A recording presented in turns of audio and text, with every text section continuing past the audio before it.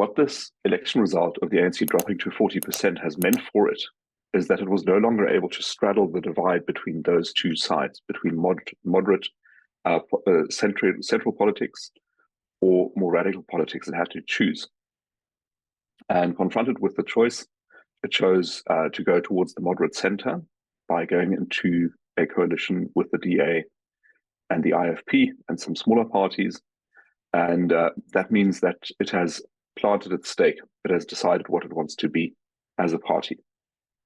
Now, that's not to say that within the party, every single person is now a moderate centrist, because people more closely aligned with radical politics are still inside the party and will no doubt try to get their policies introduced and to have their positions reflected in the makeup of cabinet and in the policies of the government.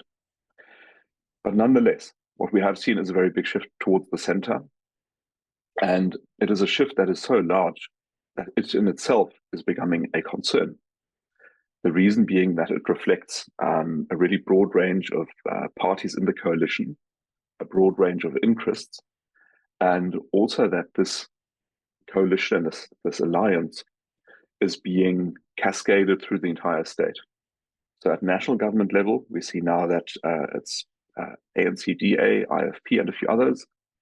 The same is true at the provincial government level, and also probably going to be true at the local government level.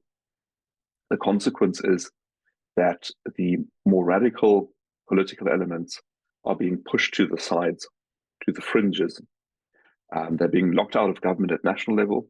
They've been locked out of government at provincial level in KwaZulu-Natal in the form of MK, which got 45% of the vote in that province. And they're being locked out of government in Gauteng as well, where the EFF has been excluded from government.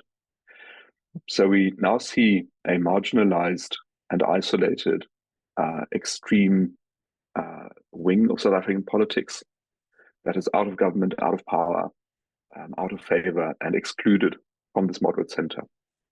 It's pushed to the margins.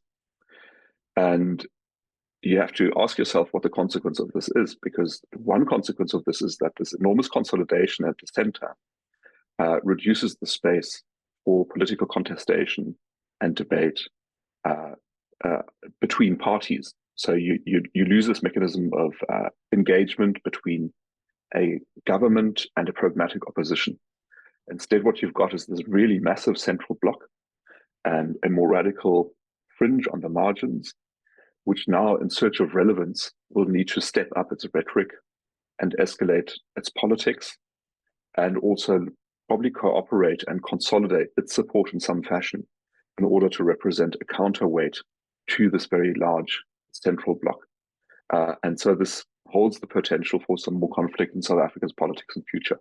Chris. Thank you very much for watching. To access the full video, along with the rest of our CRA analysis, our weekly risk alerts, as well as our macro reviews and our periodic strategic intelligence reports, as well as our briefings, please head to the CRA website linked in the description below and consider subscribing to our services. Until next time, Chris Hattingh here for the Center for Risk Analysis. Take care.